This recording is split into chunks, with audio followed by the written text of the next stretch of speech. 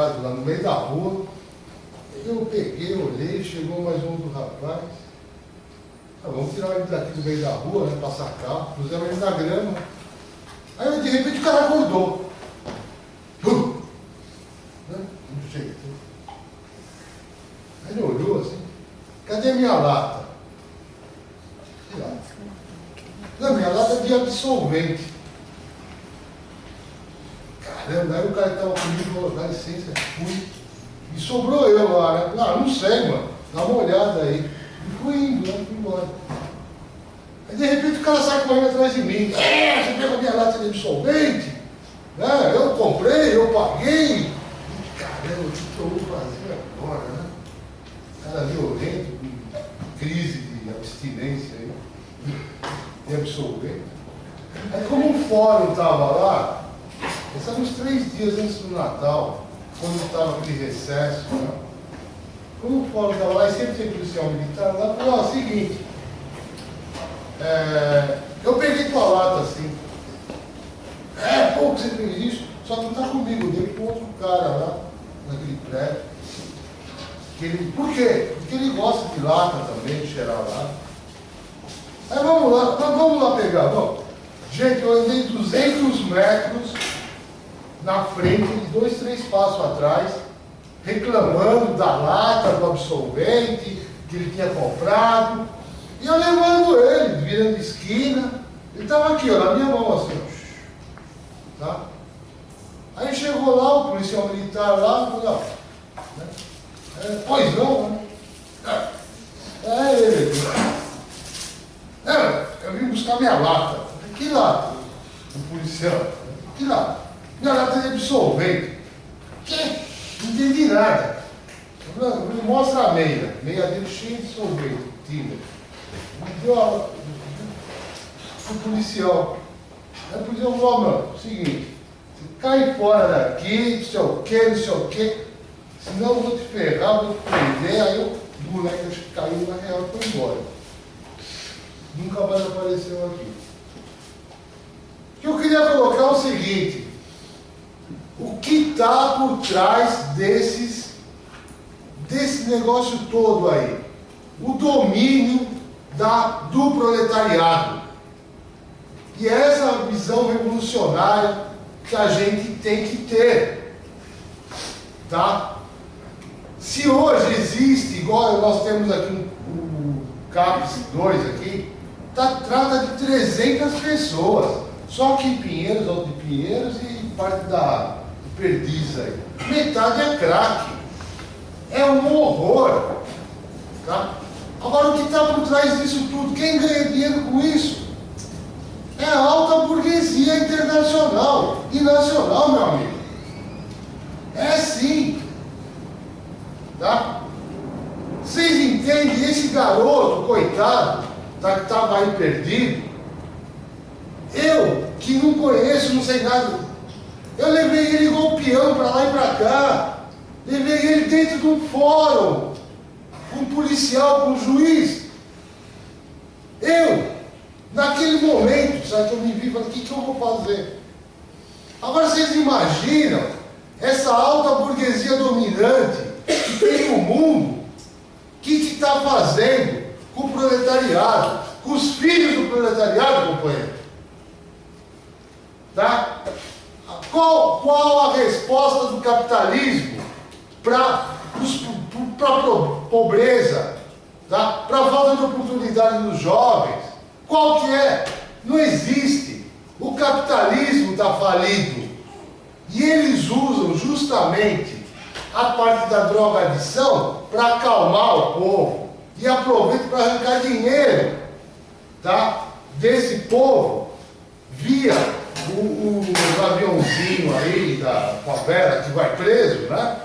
Tá? Infelizmente. Tá? Eles usam isso para angariar fundos e concentrar a renda para continuar deixando nós na miséria, no domínio aqui, ó. Você fica aqui, ó.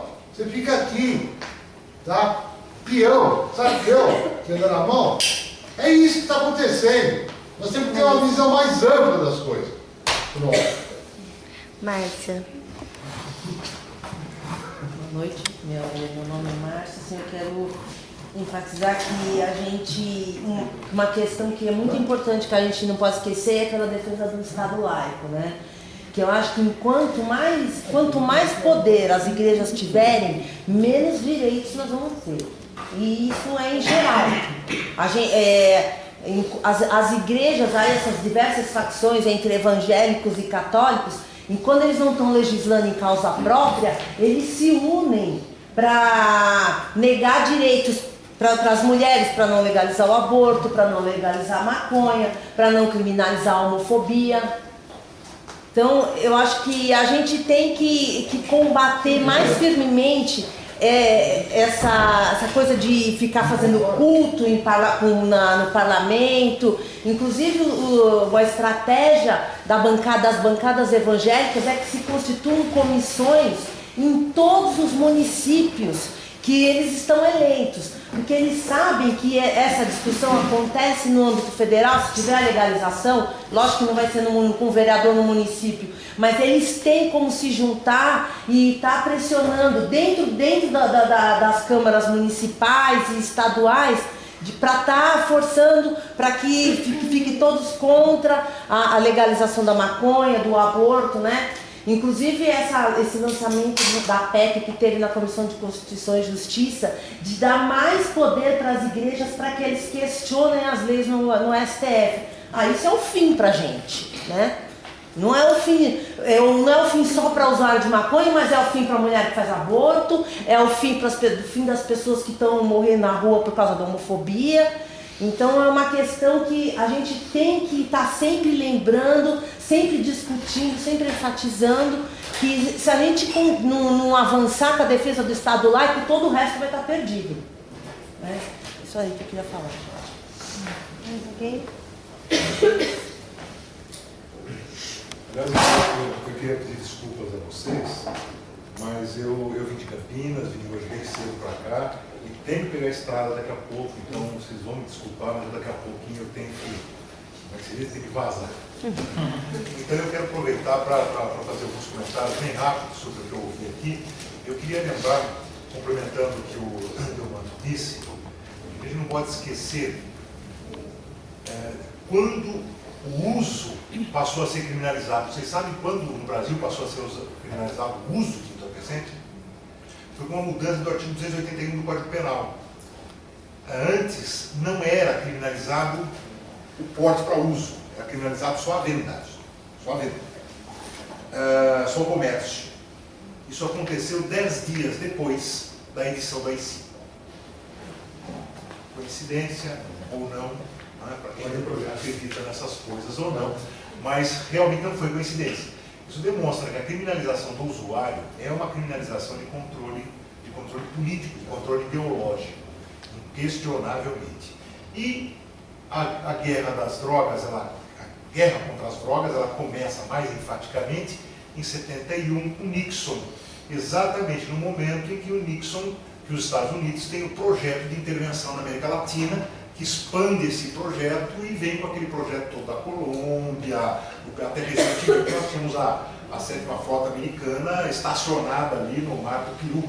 Não é? Ou seja, então, toda essa questão da guerra das drogas tem por trás disso tudo uma questão ideológica de controle político muito grande, e nós não podemos perder isso de visão nesse debate. A questão da proibição das drogas, lá em Santos, aconteceu uma coisa muito interessante, porque realmente muitos funcionários foram presos, né, quando houve aquela distribuição de seringas. Uma ideia genial de alguém que não se conformava com a criminalização e resolveu distribuir seringas. Né? E o interessante é que, passados tantos anos, hoje é política pública, né? A distribuição de seringas, inclusive existe lei estadual, e existia há pouco tempo um projeto de lei federal, eu não sei se foi aprovado ou não, eu não tenho certeza disso, mas estava prestes a ser aprovado um projeto de distribuição de seringas como um projeto de lei, né, federal.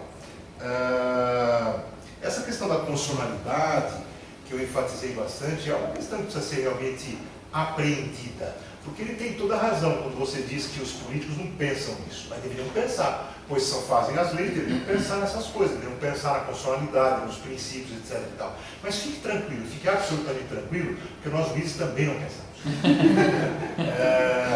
Dificilmente o juiz, quando faz a aplicação de uma lei das drogas, da lei das drogas, por isso que funciona, porque a coisa é muito mais, o buraco é muito mais embaixo. A questão é de formação cultural, realmente, da criação dessa ideologia, né, que vai formatando, vai formando todo mundo, e aos poucos é que isso precisa ser desmontado, e é assim que a gente vai desmontando. E essa postura do legislador acaba sendo uma postura essencialmente simbólica. Nós, assim, no nosso âmbito, chamamos de criminalização simbólica ou proibicionismo simbólico. Ou seja, tem que fazer alguma coisa que tenha repercussão acústica. Né? Então eu aumento a pena, eu criminalizo mais condutas, ou então eu crio lá um sistema de internação provisória. Ou seja, eu sei que não vai funcionar. Sei que não vai funcionar. Eu não sou idiota, eu sei que não vai funcionar. Mas eu dou satisfações à opinião pública. Né? Eu digo, né, eu fiz alguma coisa. Se não deu certo, é outro problema. Né? Mas isso é muito claro. E os juízes também vão nessa onda, né? E acham que prendendo mais, criminalizando mais. E, aliás, nessa questão de criminalizar, nós juízes estamos cumprindo muito bem o nosso papel. Nós já estamos conseguindo colocar no Brasil, na cadeia, a terceira população mundial de presos por 100 mil habitantes. O Brasil tem a terceira população do mundo e nós estamos nos esforçando muito, e tenho certeza que na próxima década nós estamos disputando a cabeça, né? Pau a pau com os Estados Unidos, que é o campeão da criminalização do aprisionamento, e lá e cá o aprisionamento é direcionado à pobreza e questionamento. Então essa questão de drogas é uma questão de pobreza também. Outro dado interessante é essa questão da diferenciação entre traficante e usuário. Realmente esse é um grande problema, é seríssimo, porque a lei hoje ela faz uma diferença de uso próprio e não uso próprio, que eu sei que é uso pessoal e não uso pessoal. Ou é uso pessoal, artigo 28, é despenalizado, não é criminalizado, ou então, o resto é 33. Não interessa se você mora numa república com mais de 7 colegas e você esse mês foi encarregado de buscar o tijolo de maconha para distribuir para todo mundo. Você é traficante, 33, 5 anos de reclusão, bem fechado, acabou. Ontem mesmo, nós juízes estávamos trocando e-mails, nós temos um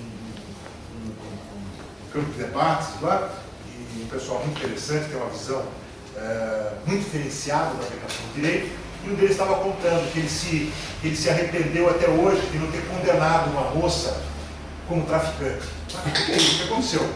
Aconteceu o seguinte, a moça veio ser processada, ele desclassificou para porte, né, e não aplicou pena nela. Bom, o Ministério Público recorreu. 5 anos depois, o Tribunal de Justiça reconheceu o tráfico, 5 anos de reclusão, regime fechado, crime hediondo, espécie-se mandar de prisão. E a moça manda um e-mail para ele, que é uma coisa deliciosa de ser lida, triste, realmente muito triste de ser lida, dizendo, agradecendo toda a ajuda, todo o apoio que ele deu para ela, que aquele juiz deu para ela, mas que agora tudo foi em vão, e ela que nesses 5 anos até largou as drogas, construiu família, tem 3 filhos, está trabalhando, vai ter que largar tudo e ir para a prisão. E nós achamos que nós vamos arrumar o mundo, consertar o mundo, fazendo essas coisas, né? E ali já lembrou muito bem o paralelo dessa questão com a questão do aborto, né, do aborto seguro. E essa mesma questão é colocada com relação às drogas. Quer dizer, eu tenho trabalhado muito com essa questão do aborto, eu tenho sempre ouvido essa pergunta. Você é contra o aborto ou a favor do aborto? Existe pergunta mais estúpida, idiota, cretina e sem sentido que essa? Você não tem. Eu não quero saber se é contra, se é a favor, o problema não é esse, o problema é outro, o problema é de aborto seguro, de consequências da criminalização do aborto, da morte de mulheres, né? Não é contra a favor do aborto, isso não é. Vamos fazer um plebiscito no Brasil, perguntar quem é contra a favor do aborto? Talvez seja 100% contra. Aliás, eu tenho um relacionamento muito próximo com o movimento feminista há quase 20 anos no Brasil. Eu nunca ouvi uma feminista dizer eu sou a favor do aborto. Ninguém é a favor do aborto. Você pode ser a favor da opção da mulher em certas circunstâncias, da liberdade, da definição do corpo, de não ser criminalizada, de resolver o problema de certa maneira, de ter opção, etc. Mas a favor do aborto, isso não existe, isso é uma coisa maluca. Com as drogas é a mesma coisa. Imagina se nós estabelecemos essa questão. Você é a favor ou contra das drogas? Uma pergunta besta. Você é contra ou a favor das drogas? É o problema de cada um resolve se é contra ou a favor, se vai beber, se vai beber, se fumo, se fumo, se bebo cachaça, ou se cheiro cocaína. Isso é um problema individual, é um problema de cada um. Né? Não é esse o problema. O problema é os danos que está causando, como é que vai dar o enfrentamento dessas questões, como é que nós vamos equacionar isso, quais as políticas públicas que nós vamos estabelecer para isso, etc. Né? E essa questão que o João Pedro coloca é uma questão que a gente tem que respeitar o posicionamento de cada um. Né? A igreja também tem outra explicação. Né? A igreja acha que a droga é do demônio, né? Que a droga foi lançada. Não foi pelo tempo. Sim, o templo do Espírito Santo é o corpo, então você não pode envenenar o corpo, Deus não vai te ajudar. Então o demônio coloca o aborto e as drogas da sociedade para estabilizar a família, etc. e tal. Essa visão também é respeitável, cada um que sustente a sua decisão. Se eu acredito que as drogas foram colocadas no mundo pelo demônio, eu não tomo droga. Ponto, não vou me aliar ao demônio, eu não vou fumar. Se eu acho que é uma questão do capitalismo que escraviza o proletariado, então eu não fumo. Não fumo, não tomo cachaça, não uso drogas e vou dizer para você, olha, não faça isso porque você é um proletário que vai ser explorado por capitalismo. Está tudo certo. Proselitismo político, sabe? O que a gente não pode admitir em hipótese alguma é a criminalização disso. É que o Estado use isso para controlar as pessoas, criminalizar, prender as pessoas. E isso não pode. E essa questão da criminalização é extremamente importante para discutir, porque ela é um ponto que ela coíbe o avanço de qualquer outra questão. Se a gente está falando de políticas públicas, como é que eu posso fazer política pública de acolhimento, de assistência ao usuário, se é crime? O cara não pode chegar no posto de saúde e falar assim, olha, eu sou viciado em cocaína, eu já trouxe uma, mas o senhor está preso. O senhor está criminalizado. Quer dizer, então não tem cabimento essa coisa. Então nós temos que estabelecer essas coisas. Primeiro, um respeito absoluto à liberdade de cada um, à autonomia de cada um, fazer uma corrente de repúdio realmente a essa intervenção do Estado nas opções individuais, da intervenção do Estado pelo sistema de criminalização principalmente. Eu acho que esse tem que ser o marco, descriminalizar. Até o Fernando Henrique Cardoso já concorda com isso? O Bush é demais. O Bill Clinton falou isso, né? Tem que quebrando o tabu, ele diz isso. Se fosse hoje eu faria diferente. Quer dizer, o pessoal está sacando que realmente é uma grande bobagem, uma grande asneira. Só para terminar, eu participei de um encontro de juízes na CLAT. CLAT é aquele encontro internacional de redução de danos. E pela primeira vez na história da CLAT foi feita uma reunião de juízes para discutir política de drogas.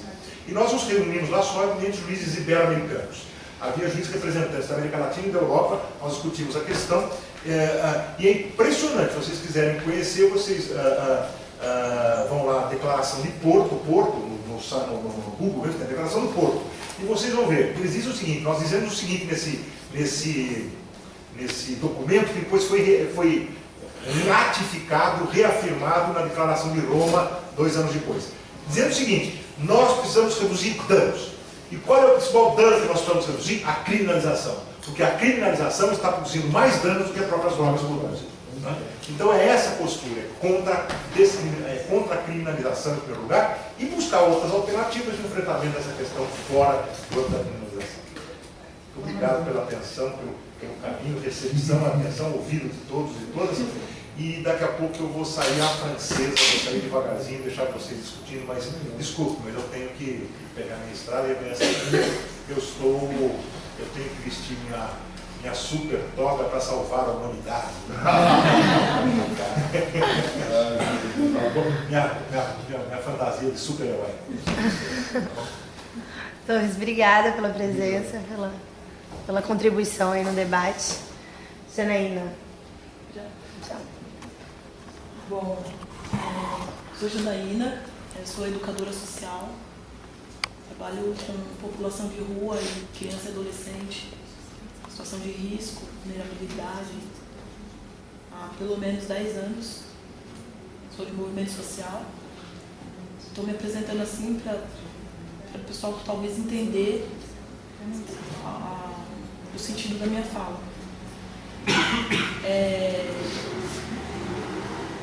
Eu vim aqui hoje mais por conta desses motivos que eu vou relatar aqui, de situações que eu presenciei, que me emociona muito e que me motiva a permanecer na luta.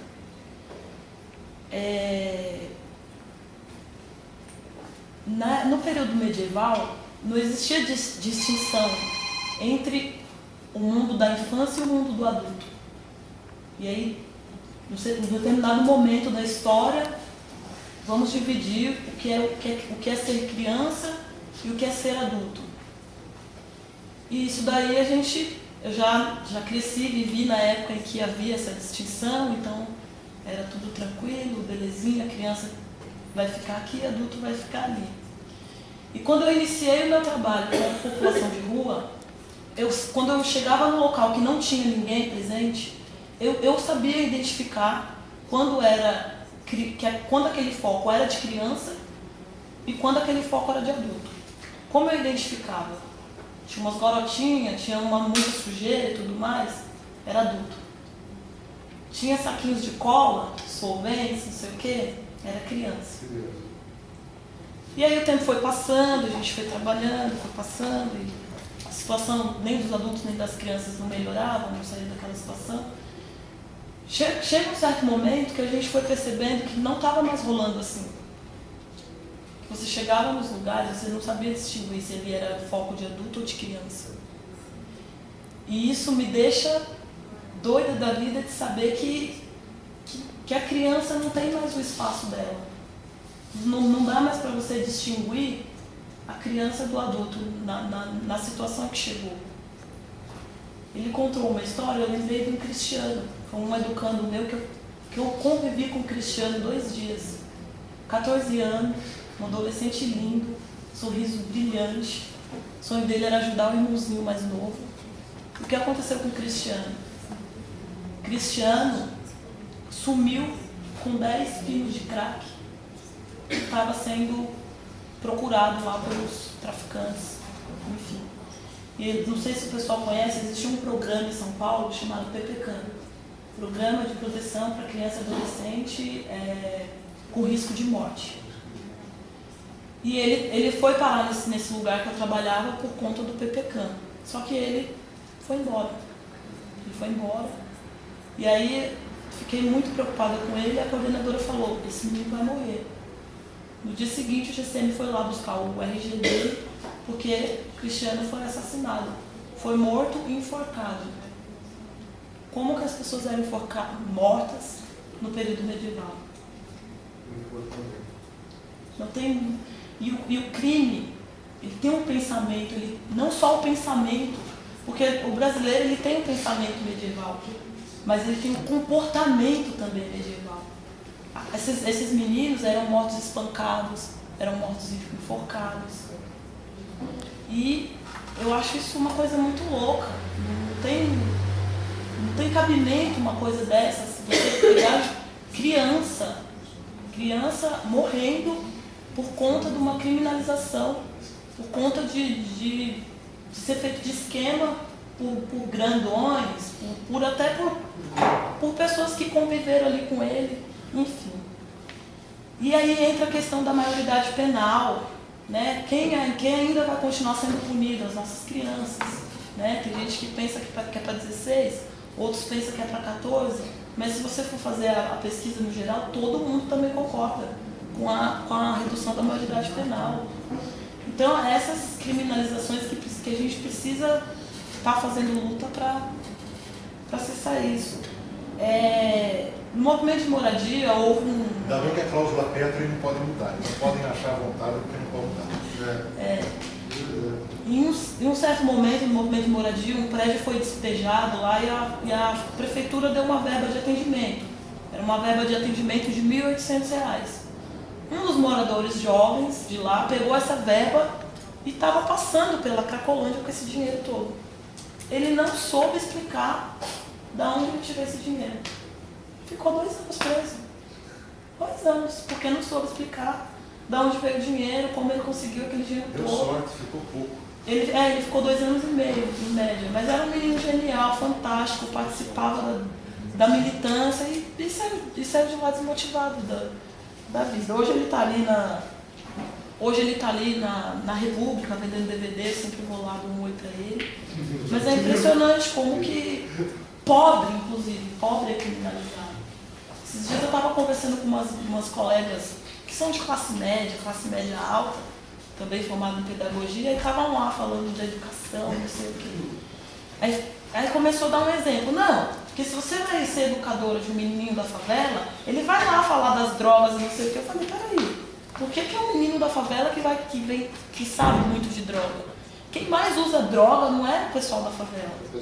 Quem mais usa droga é a classe média alta. E quando vai dar exemplo de drogado, fala dos menininhos da favela. Fala do pessoal que não tem. Então a pobreza ela é criminalizada por conta de todos os outros crimes. Porque se chega uma mulher hoje no hospital que fez um aborto em casa, seja com buchinha, seja com caroço de abacate, ou sei lá o quê, porque elas têm um jeito de fazer, ela vai ser maltratada pelo médico. Talvez o médico vai querer chamar a polícia. E assim vai, entendeu? É a pobreza que é criminalizada. Vai uma rica fazer um arroz, está tudo resolvido. Então era essa mais ou menos a contribuição que eu queria fazer. Gabi. Não, rapidinho. Eu me inscrevi, na verdade, para responder a fala do João Pedro. Pois é. Assim como o Tony falou, obviamente a gente tem que respeitar todas as visões, justamente porque eu respeito a sua, eu me coloco de igual para igual e na posição de poder criticá-la. Bom, eu acho que o controle das classes dominantes sobre as classes pobres, principalmente, para mim, o maior exemplo disso é o encarceramento, é a criminalização. Acho que esses exemplos que ela colocou aqui são ótimos para ilustrar isso, né? A gente tem praticamente 600 mil pessoas presas hoje no Brasil, a gente tem a 4ª maior população carcerária do mundo.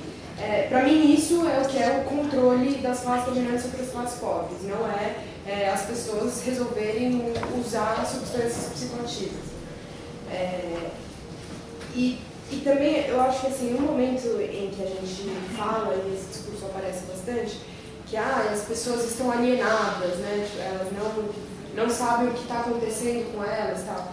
Eu acho que essa perspectiva, esse discurso, muitas vezes ele traz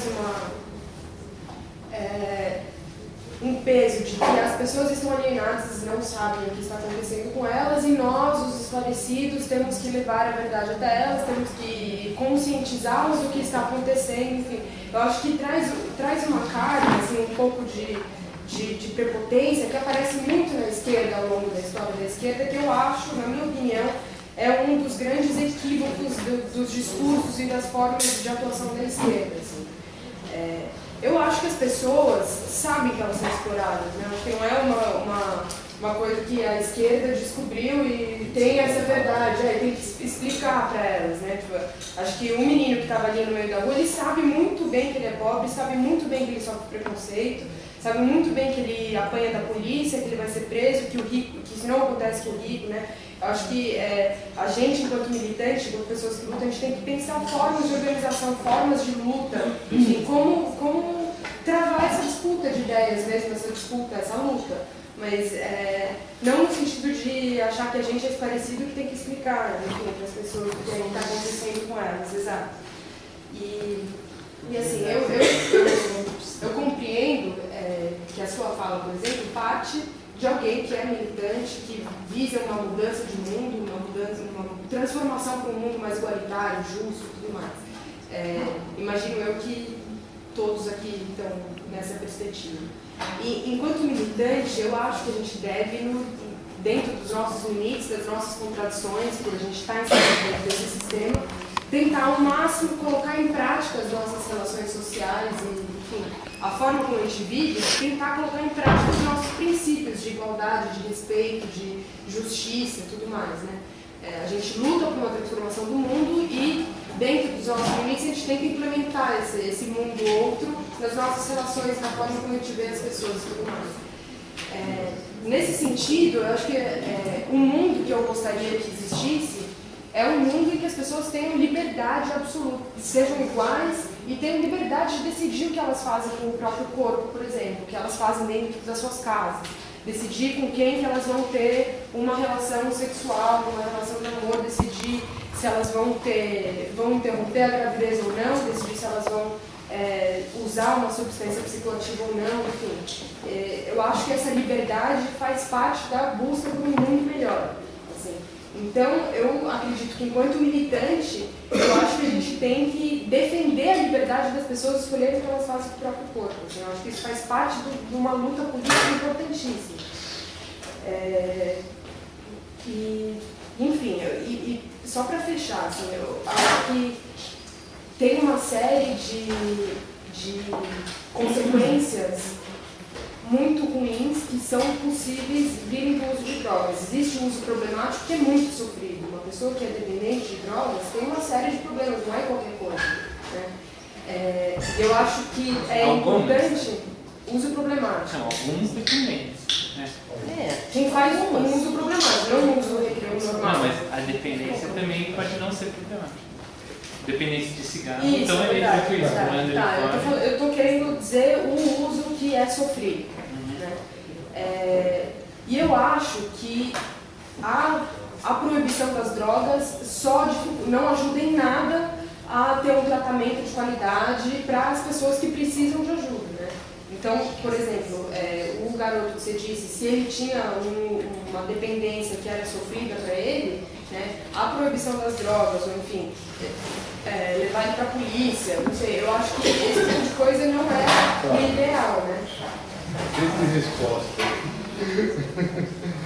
Então, assim, eu acho que a defesa da legalização das drogas, o antiproibicionismo, ele se coloca não só pela liberdade e pela autonomia e contra o encarceramento das pessoas e tudo mais, mas também no sentido de informação, de prevenção, de tratamento de qualidade para quem precisa. Né? Então, é só isso que eu queria dizer. Maria.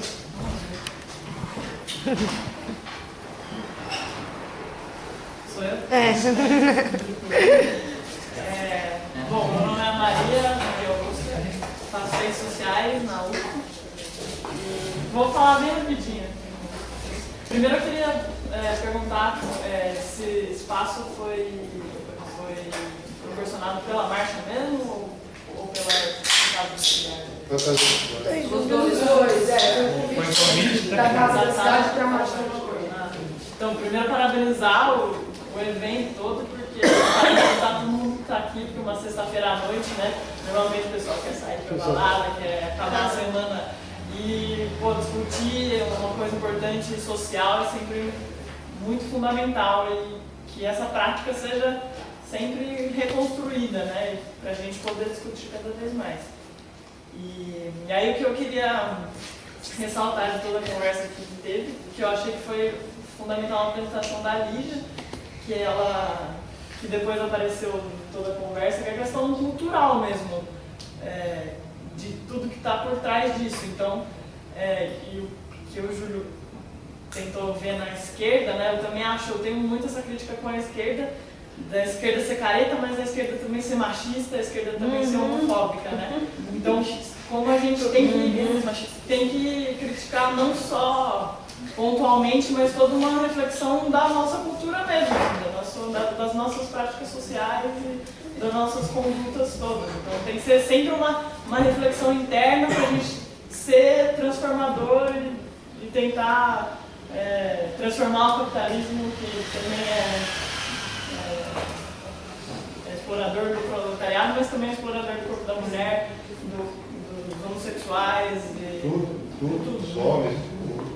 E é isso. E aí, sobre o Estado laico, eu queria fazer um convite, que dia 14 de maio, o pessoal lá das sociais vai fazer um debate sobre o Estado laico, às 5h30, 6 horas. Começa lá na FETELEC, no prédio das Ciências Sociais. Que dia Que horas? 14 de maio, é uma terça-feira. Qual é? Às 6 horas. 5h30, 6 horas. A gente ainda vai divulgar, não começamos a divulgar ainda, mas só para vocês saberem. João Pedro. Então, é assim, meu colega, Na Polônia, na época do comunismo, totalitarista, o índice de alcoolismo era enorme. Enorme. Devido à repressão, né? Quando se fundou o Sindicato de Solidariedade, diminuiu os alcoólicos. Como se fundou o quê? O Sindicato de Solidariedade, o pessoal parou de beber, porque eles tinham um local onde se tinha um fórum de discussões. Eles começaram a ver um outro encaminhamento. Eles começaram a participar dos momentos.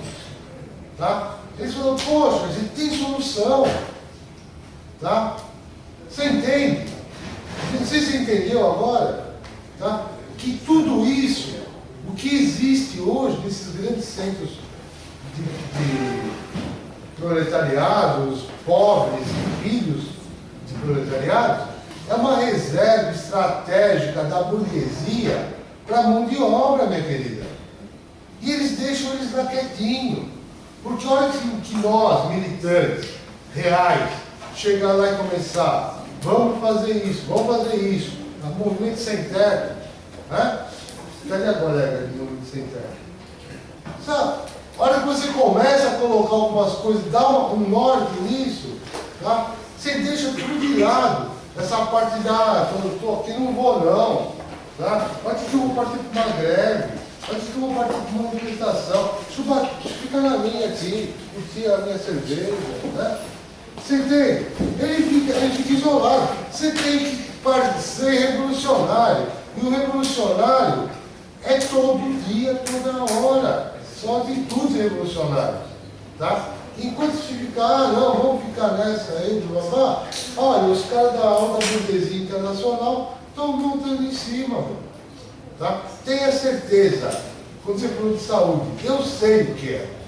Eu sou do conselho. Eu sou aqui do conselho do Pereira aqui. Eu sei a merda que é essa vida. Merda que é. E aqui rola cocaína, meu querido. Uma bosta. Você tem uma ideia? Os caras vão fazer tratamento dentário, eles não terminam. Porque o amálgama não gruda no dente. Tá? Fica liso. Sabe bicarbonato que você faz na pia para deixar bonitinho? Na hora que você aspira a cocaína, vai no dente, fica lisinho. Aí não tem superbolo que colhe. Isso para começar. Olha, taquicardia, problema do coração, os caras ficam nervosos. É um rolo. Tá? Criança, tá? Que é a pior encrenca. Criança, quando você pega ela nova e começa a levar ela para o alcoolismo, e outras coisas, tá? Ela começa a ter deformações, não desenvolve a inteligência cognitiva, tá? Começa a ter um monte de outros problemas lá na frente. Sobra para quem? Para a nossa saúde. E tem grana? Não tem. Tá? Isso é um outro problema, capitalista. Tá? Mas não tem. Tá? Então seja revolucionário. Vai organizar o povo. Faça do jeito que eu acho. Não, estou falando, inclusive, cara, é aqueles comunistas lá de 50, porque eu acho, Fernando Henrique, é o típico, tá? Porque eu acho que não sei o que lá, vai lá, meu, organiza o povo, pô, tá? Vai reivindicar seus direitos, tá? É isso que tem que ser. Vai ficar nessa aí, não dá. Mas as reivindicações por liberdades individuais também é uma família. Mas só que liberdade individual, como? Tá? Se depois da tua liberdade individual, acabar no posto de saúde. Vou te falar uma coisa. Mas o direito do cidadão, todo mundo ser tratado. Direito do cidadão. Direito do cidadão. Gente. Direito do cidadão. Peraí. Vocês não. Vocês lembram? João, você já terminou sua fala. Da liberdade individual. Não, mas deixa ela fazer a fala aí. Então, deixa ela fazer a fala. Isso, tá bom. Direito de resposta. Tá bom. Inscrição. Eduardo. Deixa eu... Eduardo, mas ele quer falar. Seja revolucionário, pô. Vai organizar o povo, ficar fumando. Gente, É um multinacional. peraí. Os proletariados choram. Ô, João Pedro, só ouve o que acho que o Eduardo quer Vamos lá. falar. Eu acho que é realmente um choque para quem não conhece a Marcha da Maconha, deve estar achando que é só 20 pessoas que estão aqui. Acho que o Júlio pode falar melhor, a Bia sabe disso. A gente colocou quantas mil pessoas na Paulista na última vez? 7 mil pessoas. Então não é um bando de lunático, um bando de maluco. O profissional da saúde falou aí do problema do bicarbonato de sódio na cocaína. Eu acho que se fosse legalizado, seria de muito melhor qualidade. Esse problema não existiria. Mas ele está no diálogo paralelo. Nesse momento. Essa questão que eu gostaria de colocar é que assim, você falou do dinheiro que é gerado, né, com a proibição, para o tráfico de drogas. E aqui eu não vi ninguém falar sobre o dinheiro que é gerado para os profissionais de saúde com a proibição de drogas. Né? Então, eu digo respeito, por exemplo, a essas comunidades terapêuticas de cunho religioso, cuja solução de problemas relacionados a drogas eu não vejo nenhuma evidência. De fato, assim, existe muito discurso bonito, levam lá as pessoas para essas comunidades. Existe um lobby ferrado para que essas comunidades terapêuticas, para que esses profissionais de saúde tenham esses recursos e tal. E uma outra questão que movimenta muita grana, a gente falou aqui da população carcerária dos Estados Unidos, que é a maior do mundo, é a questão do sistema carcerário também, né? Que é uma máquina de caça-níquel, principalmente lá nos Estados Unidos, que agora tem alguns presídios que são privatizados e tal. Então, é um negócio prender gente, né? É um negócio colocar gente na cadeia. E eu me pergunto assim, que pé que está isso aqui no Brasil, né? Como é que está eu sei que Minas é uma tentativa de privatização do sistema penitenciário, né? E como que isso não é, de certa forma, o caminho que foi trilhado lá nos Estados Unidos, que é a mais população carcerária do mundo, e até que ponto a gente também não está indo para essa mesma trajetória. Mas era assim. O próximo é o Júlio. Bom, eu queria comentar algumas questões que surgiram aí rapidamente e depois, obviamente, queria comentar as polêmicas do nosso companheiro revolucionário e fumante de tabaco. Mas antes, lembrar que foi legal isso que o Márcio falou, por exemplo, a questão de como os políticos respondem a anseios, né, eleitorais e tal. O Denis Russo, que aparece aí no vídeo, no livro dele, ele fala uma sacada interessante, que ele fala que os políticos são viciados na guerra às drogas, na verdade, né? Eles dependem da guerra às drogas para se manterem no poder, se reeleger. O próprio Fernando Henrique até falou ali de um jeito mais brando, né? Então, são os políticos que estão viciados nas políticas de repressão, né? Pela própria forma como o sistema supostamente democrático aí funciona, né? E aí, falando do ponto de vista do ativismo, a nossa inserção nisso se dá pelo ponto de vista da questão da mudança de mentalidade. Então, mais do que, eu acho, discutir políticas públicas, apesar de estar atentos a elas, de criticá-las, mais do que propor projetos de lei, a gente está numa atuação mais anterior, eu acho, e mais de base, digamos, né, da discussão do dia a dia das pessoas, da forma como as pessoas referendam as políticas de proibição e da mudança que venha de baixo para que obrigue as legislações a não serem mais dependentes desse tipo de visão, né? Então, e numa mudança de mentalidade pautada por um outro entendimento do lugar social e do controle social das drogas, né? Que é o que a redução de danos faz, né? Que é um aporte revolucionário no campo da saúde, né? A redução de danos é um paradigma oposto ao paradigma da abstinência, né? A abstinência busca uma questão que não é só impositiva, como é absolutamente irreal, né? As pessoas já sempre usaram drogas, vão continuar usando drogas, não importa o que o Estado diga, não importa o que os profissionais de saúde digam, o que a polícia diga. A redução de danos parte disso e busca entender como essas pessoas usam, por que essas pessoas usam, de que forma ouvir essas pessoas, de que forma dialogar com elas e, no caso dos usos problemáticos, de que forma essa pessoa possa se capacitar a entender que esse uso está sendo problemático e a entender se ela quer parar de usar, ajudar. Se ela quer fazer um uso melhor, ajudar a fazer esse uso, não partir da abstinência a priori, né? E aí eu acho que a gente entra numa discussão interessante que o Toys até já usou para responder um pouco para o Pedro, que é Uma coisa é a discussão sobre o uso de drogas, e a outra coisa é a discussão sobre políticas de drogas. Então, por mais que você seja uma pessoa que condena o uso de drogas, você tem que ver que as políticas de drogas são um fracasso absoluto e são um instrumento dessa burguesia que você está falando, né? Elas nascem dessa burguesia, servem para o controle social da burguesia. Então, o que você fala que a burguesia controla o proletariado com as drogas, a meu ver é falso. A burguesia tem um instrumento forte de controle social que é a proibição das drogas.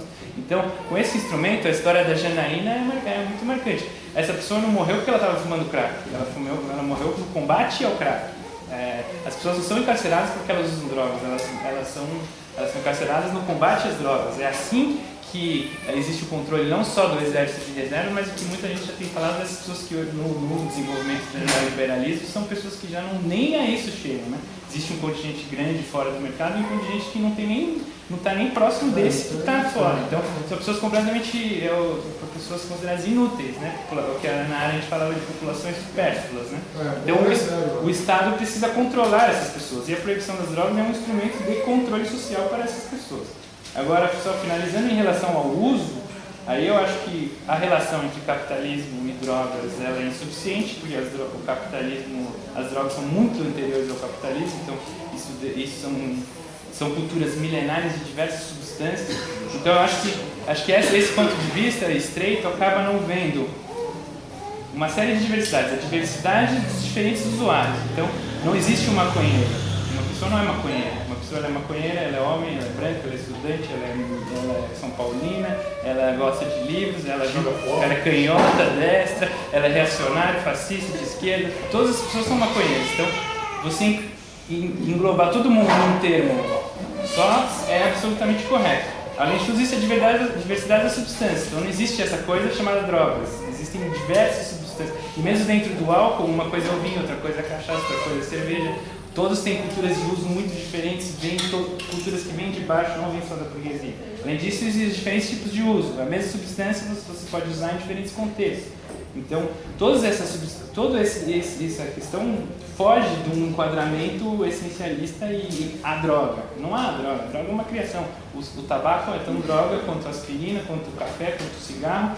Chocolate. E dentro disso existem usos medicinais, usos religiosos, usos culturais, usos contestatórios, usos pragmáticos, usos alienados, uma série de usos que estão aí, né? Agora, por outro lado, os usos que se fazem da proibição são muito claros. Então, do lado da proibição está a indústria armamentista, está a indústria farmacêutica, está o sistema financeiro internacional que vive da lavagem de dinheiro, está o conservadorismo moral evangélico, está a mídia sensacionalista, está os governos imperiais que ingerem sobre outros territórios. Então, nesse caso, é a diferenciação da discussão, de uso para abuso, de uso para política, e mesmo dentro do uso, a refinação dessa discussão, né? E não só ligando o uso com abuso, existe uma série de usos, alguns são abusivos, outros não, né? Quem está ganhando dinheiro com isso?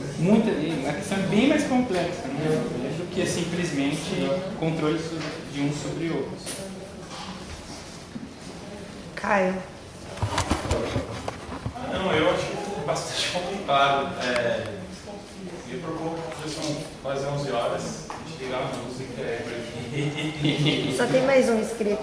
Não, beleza, então eu passo. Na verdade é o seguinte, eu vi isso aqui agora, fiquei curioso, da Prefeitura de São Paulo. O que você precisa saber sobre maconha? Na verdade eu acho que, sim, estão aqui, já estão aceitando que existe a maconha, o poder público aceitando que a maconha existe, e fazendo a função dele, que é orientar, informar, tratar, e não combater.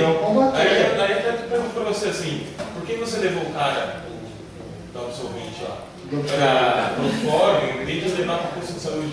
Porque era festa de Natal, estava fechado. E o cara ali, cadê a lata? O único lugar que eu fiz a hora foi o único lugar que eu... Você deixa para a de saúde, né? De segurança. Saúde, tá. Então, cadê a colega? Não, terminou, peraí. Terminou? Falei já. Minha colega. Não, João, é o Ricardo agora. Boa noite a todos. Eu me chamo Ricardo, eu sou terapeuta ocupacional de formação e eu sou professor da Faculdade de Medicina do ABC. você contemplar também por todas as falas, também não vamos entender muito, mas eu só queria deixar uma posição que eu acho, vou falar de uma certa forma assim, tanto quanto ignorante, assim, às vezes, quando, da mesma forma que o Torres falou que o crime, a política, ela é inventada a partir dessas relações sociais, do mesmo modo a gente pode falar da saúde. A invenção da doença, daquilo que a gente idealiza, que é processo de saúde, ela é uma grande invenção e que tem um grande campo de disputas aí, de interesse. Quando a gente afirma que isso se torna um problema para a saúde, isso nada mais é do que um campo de disputa e de interesses econômicos, sociais, políticos infinitos aí. Então, acho que é uma fala um tanto quanto nada a ver. Nada a ver. Então, eu acho que você falou uma coisa importante e que talvez para a saúde isso faça muito sentido, é que hoje, predominantemente em São Paulo, a saúde ela tem um problema muito grande, porque aquilo que se entende por saúde e doença é mediada por interesses econômicos muito marcantes. Né? Hoje, a mídia fala assim que o interesse da marcha é pensar, talvez na produção dela, né? De pensar em interesses que sejam mais vinculados ao Estado. Né? A saúde hoje ela vive mediações de interesses de instituições privadas, enfim, não só tratando das comunidades terapêuticas evangélicas, por exemplo, tem comunidades, por exemplo, que não são de vínculo evangélico, mas que lucram muito dinheiro com questões da internação compulsória, de usuário de drogas. Eu acho que o problema é muito maior. Eu acho que isso a gente parte da ideia de que também a saúde ela se inventa. Principalmente acho que o saber médico é que ganha um gancho nisso, né, de adoecer as pessoas. E eu acho que o maior exemplo disso para quem está na área da saúde é poder ver a evolução das classificações da doença.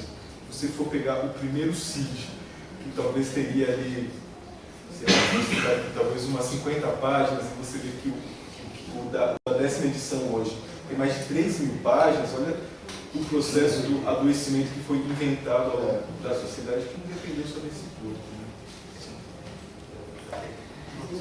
É o seu encerro, tá, João? Tá, não, é assim, quando se falou do aborto, a gente tem que pensar na prevenção da gravidez, tá? Porque no que a mulher engravida, ela pode estar sendo infectada por uma HIV, por exemplo. Você entendeu? Então a gente tem que pensar na prevenção, antes de engravidar. Tá? Quando se fala na políticas de redução de danos, tá? É aquela distribuição do cachimbo de crack. A gente distribui, porque o crack chega com uma temperatura tão grande no pulmão que os brônquios, né? Ele já pôs um galho de planta na vela, mas, né? Acontece a mesma coisa com o crack. Ele seca e não volta mais, meu filho. Não volta mais. Tá? Aí vem um outro exemplo que eu queria dar, viu, cara? Vocês lembram daquele poeta que estava na Pedroso de Moraes? Quem lembra dele? Ficou 20 anos lá na Pedroso. Ninguém tirava ele de lá. Ninguém. Aí, por acaso, um dia ele ficou doente, aí entrou nós, levamos ele para o PS da Lapa, tá? Ficou lá, daí vamos soltar na rua, falamos, não, vamos para o CAPS 3. Ficou 2 meses lá no CAPS 3. Veja, 20 anos aqui na ilha, aqui, em toda a biblioteca da Pedroso, 2 meses. Hoje, eu mando para o Facebook aí de vocês, ele está lá em Goiás, tomando banho numa cachoeira, tá? Junto com a família dele, feliz da vida. Tá? Então, a função da saúde é recuperar para sempre. O meu colega falou aqui, tá? O terapeuta, pós-tratamento, ou durante o tratamento de desintoxicação, é fundamental. Tá? Aqueles trabalhinhos manuais, aquelas coisas todas, é fundamental. Eu não faço isso com ninguém, viu? Não, mas nós temos lá, tá? Mas é fundamental você recuperar a pessoa, tá? Você tem que recuperar para sempre. Não dá. Igual a gente tem casos, o cara vai, volta, 20 vezes. sabe que a vida dele vai. A vida, que é uma vela, vai, acesa, está diminuindo cada vez mais. Uma hora ele morre. Mas você foi de qualquer jeito. É. E assim, ninguém aqui, né, nas suas falas, ninguém aqui nas suas falas disse que usar droga é maravilhoso para a saúde, que vai ficar tudo bem, você fumando crack. Eu acho que maconha